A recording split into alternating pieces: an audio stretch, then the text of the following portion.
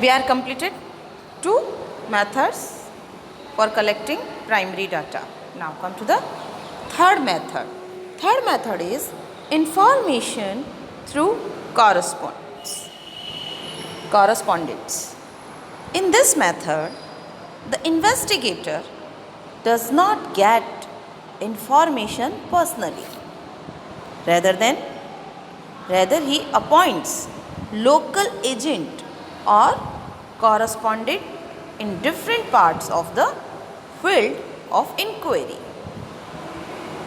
These agents or correspondents would collect and send the required information to the central office where the data are processed, like radio, televisions and newspaper agencies, etc.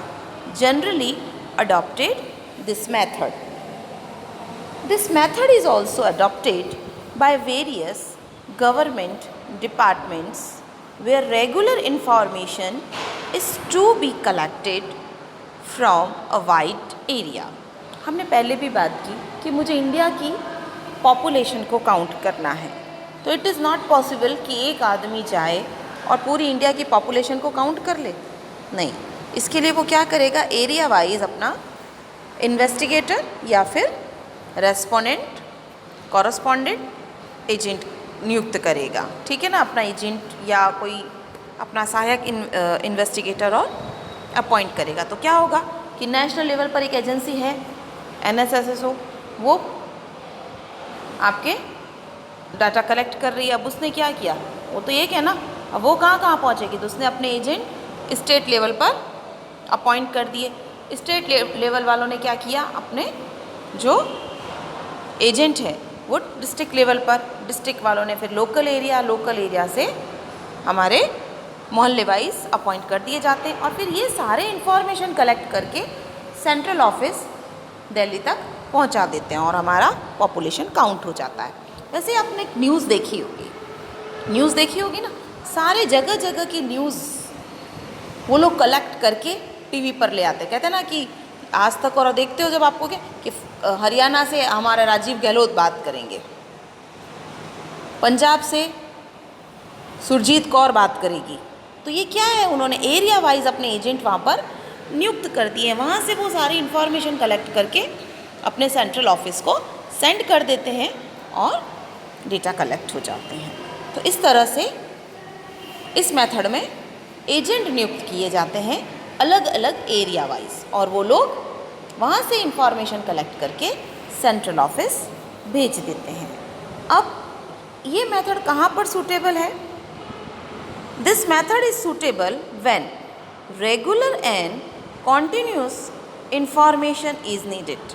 News वगैरह क्या है, continuous ही तो चाहिए हमको, तो वहाँ पर ये आवश्यक है जहाँ पर आपको कंटिन्यू इंफॉर्मेशन चाहिए।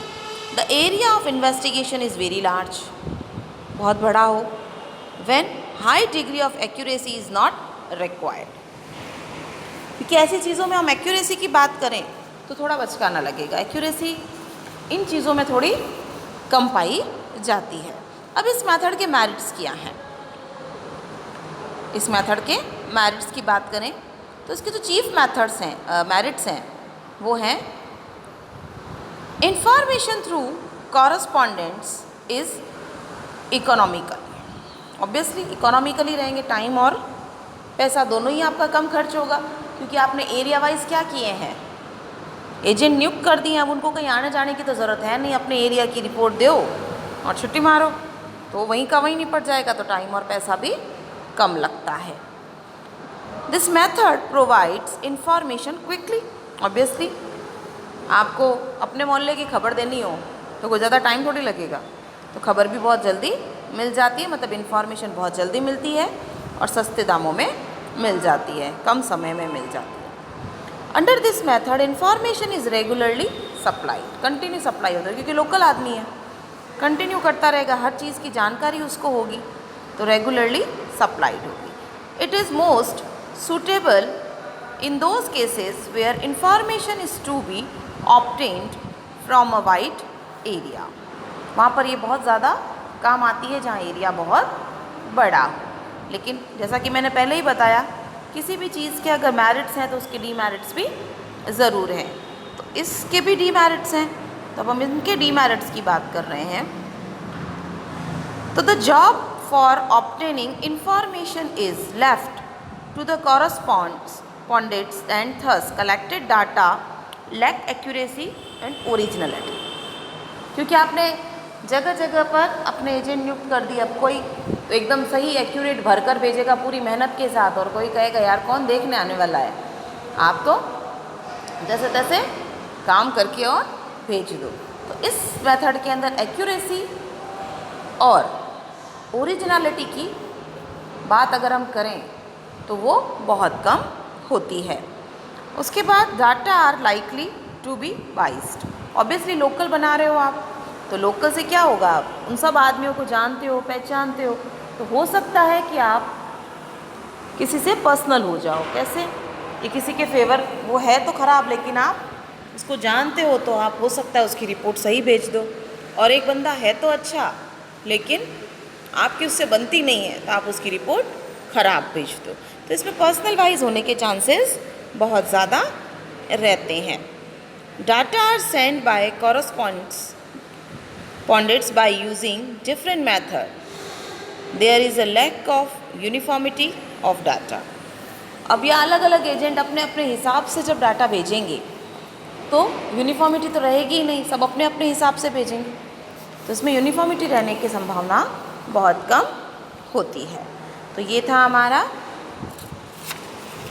इंफॉर्मेशन थ्रू कॉरस्पॉन्डेंट्स, मतलब किसी एजेंट के थ्रू, किसी कॉरस्पॉन्डेंट मतलब किसी दूसरे आदमी के थ्रू इंफॉर्मेशन मंगवाना। अब हम फोर्थ मेथड की बात करेंगे, information through meld question air. Question air क्या होती है? क्वेश्चन एयर एक प्रश्नों की लिस्ट है, क्वेश्चंस की लिस्ट है जो आप रेस्पोंडेंट से पूछना चाहते हैं, जो आपकी रिसर्च के लिए या जिस उद्देश्य से आप वो काम कर रहे हैं, डाटा कलेक्ट कर रहे हैं, उसके लिए ज़रूरी है। तो उनका आप एक लिस्ट बनाकर, क्वेश्चन का एक शेड्यूल बनाकर उनको भेज देते हैं और वो लोग उसको फिल करके आपको भेजते हैं। तो information through meld question air, this method of collecting primary data is becoming very popular these days. Under this method, a questionnaire, क्या है questionnaire? A list of question to be asked। ठीक है, क्या है? एक लिस्ट है questions की। तो under this method, a questionnaire is sent to the informants by post। A covering letter is also sent along with the questionnaire to fill it and send it back with a specified time period। Generally, a self-addressed stamped envelope is enclosed for returning the questionnaire by post। Respondents are assured of the secrecy of the information supplied by them। क्या होता है इस method के अंदर कि एक question की list, आप जिससे भी इंफॉर्मेशन चाहते हैं उसे आप भेज देते हैं, उसके साथ ही आप पोस्ट से भेज देते हैं, उसके साथ ही आप वापस उसको भर के भेजने के लिए एक लिफाफा, एनवेलप पर आप एक टिकट वगैरह जो भी स्टाम्प वगैरह है वो सब लगाकर आप अपना एड्रेस लिखकर उसके साथ भेज देते हैं, ताकि उसको भेजने में समस्या नहीं आए। वो अपना जवाब उसके अंदर लिखकर और मुझे डायरेक्ट पोस्ट कर देगा। तो इस तरह का ये मेथड होता है। इससे बड़ी आसानी भी होती है और कई बार लोग नेजीनेस भी कर जाते हैं। कई बार लोग सोचते हैं कौन भरे, आसान तो है ये, लेकिन कई बार लोग इसको एक बर्डन समझकर साइड में भी रख सकते हैं। वही जैसे हमने पहले किया कि अगर इसके कुछ मेरिट्स हैं तो कुछ डीमेरिट्स भी हैं। सबसे पहले हम ये जानेंगे कि इस मेथड का यूज़ ये सूटेबल कहाँ कहाँ है। तो the field of investigation is very wide, बहुत बड़ा है, तो आप मेल के द्वारा इसको भेजकर अपनी इंफॉर्मेशन कलेक्ट कर सकते हैं। The informants are literate and are likely to cooperate with the investigation. आप ऐसे ही लोगों को अपने क्वेश्चनेयर भेज सकते हैं जो लोग लिटरेट हैं, पढ़े लिखे हैं और जो आपके साथ कोऑपरेट करने के लिए रेडी है।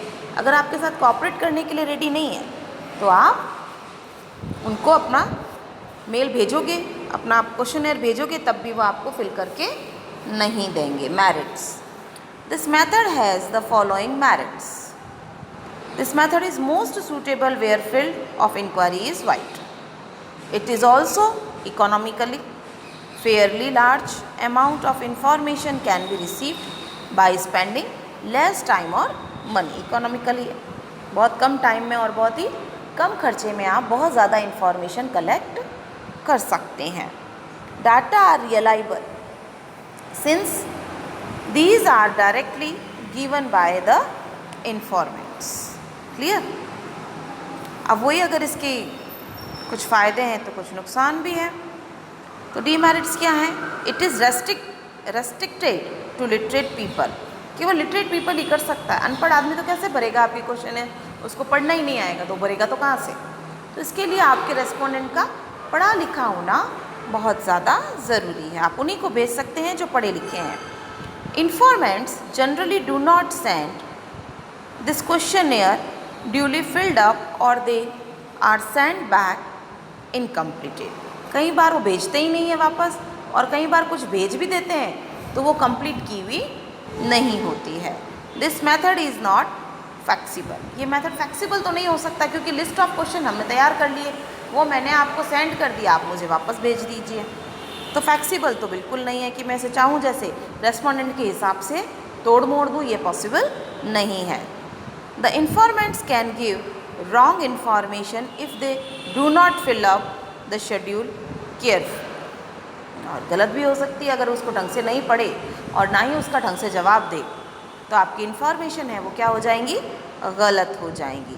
The informants usually do not take much interest in them. They take a lot of time in sending them back. तो ये था हमारा इन्फॉर्मेशन थ्रू मेल्ड क्वेश्चनेयर। ठीक है, हमने उसको मेल कर दिया। अब हम बात करेंगे हमारे लास्ट मेथड की, क्वेश्चनेयर थ्रू इन्यूमरेटर्स। आज भी वही है, क्वेश्चनेयर तो वही है, लिस्ट ऑफ क्वेश्चन, लेकिन पहले वाली जो क्वेश्चनेयर थी वो हमने क्या की? मेल के थ्रू भेज दी। अब यहाँ पर जो क्वेश्चन है वो इन्यूमरेटर खुद, मतलब एक आदमी लेकर खुद जाकर उसके पास बैठ के भरवा रहा है। कैसे? Under this method information is collected on the basis of a questionnaire through the enumerators या इंटरव्यूअर, कुछ भी कह सकते हो, दोनों ही एक चीज़ है। The enumerator himself goes to the informants, खुद जा रहा है, फिर questionnaire is filled up by him on the basis of the answer given the informants. अब वो लेकर उनके सामने बैठ गया कोई लिस्ट ऑफ क्वेश्चन, अब वो पूछ रहा है और वो उसको बता रहा है और वो उसके अंदर लिख रहा है। For the success of this method enumerator should be intelligent, honest, trained and impartial। ठीक है, इसके लिए उसका ऑनेस्ट होना, ट्रेंड होना, इम्पार्शल होना बहुत ही ज़्यादा, इंटेलिजेंट होना बहुत ही ज़्यादा ज़रूरी है। अब इससे थोड़ा सा आपका खर्चा तो बढ़ जाएगा। कहाँ पर सूटेबल है? The field investigation is large, adequate finance and train enumerator are available. आपका एटिकेट्स वाले और मतलब अच्छी फाइनेंस वाला, आपके पास अच्छा फाइनेंस होना चाहिए और आपके पास ट्रेन इन्यूमिनेटर अवेलेबल होने चाहिए, क्योंकि आपको इन्यूमिनेटर को क्या देना पड़ेगा? पेमेंट भी तो देना पड़ेगा। इसमें खर्चा ज़्यादा आएगा, तो आपके पास पूरा पैसा होना चाहिए और ट्रेन प्रशिक्षक होने चाहिए जो आपका इंफॉर्मेशन कलेक्ट करके लेके आए। अब मेरिट्स क्या हैं इनकी, फ़ायदे क्या हैं इसके? It can be adopted even in those cases where informants are illiterate होता है। कहाँ पर काम आता है? जहाँ पर आपके जो रेस्पोंडेंट्स हैं, आपको जवाब देने वाले हैं, वो पढ़े लिखे कम हैं, तो वो आपकी मेल्ड की हुई क्वेश्चनेयर को भरकर नहीं भेज सकते, तो आपको खुद को जाकर ये भरना पड़ता है। There is very little possibility of no reply, इसकी बहुत ज़्यादा पॉसिबिलिटी रहती है कि वो लोग, बहुत ही लिटिल पॉसिबिलिटी रहती है कि वो लोग भर के नहीं भिजवाएंगे, क्योंकि आप खुद ही सामने बैठ रहे हो, तो आप खुद सामने बैठ के भर रहे हो, तो ऐसी पॉसिबिलिटी है ही नहीं कि वो भरकर नहीं भेजेंगे, क्योंकि आप खुद ही उससे पूछकर भर के लेके आ रहे हो। Complex and difficult question can be easily asked, हो सकता है हमारे मेल भेजने पर वो क्वेश्चंस को समझ नहीं पाए, लेकिन जब हमारा एन्यूमरेटर आप उसके सामने होगा और उसे किसी क्वेश्चन में तकलीफ़ आएगी या समझ में नहीं आएगा, तो वो इजीली उसे समझा सकता है, इजी लैंग्वेज में, उनकी भाषा में समझा सकता है, क्योंकि वो सामने बैठा है बंदा, आराम से समझा सकता है। उसके बाद the information received is more accurate and reliable because the enumerator makes direct contact with the informants. ठीक है, अच्छी और रियलाइबल होगी।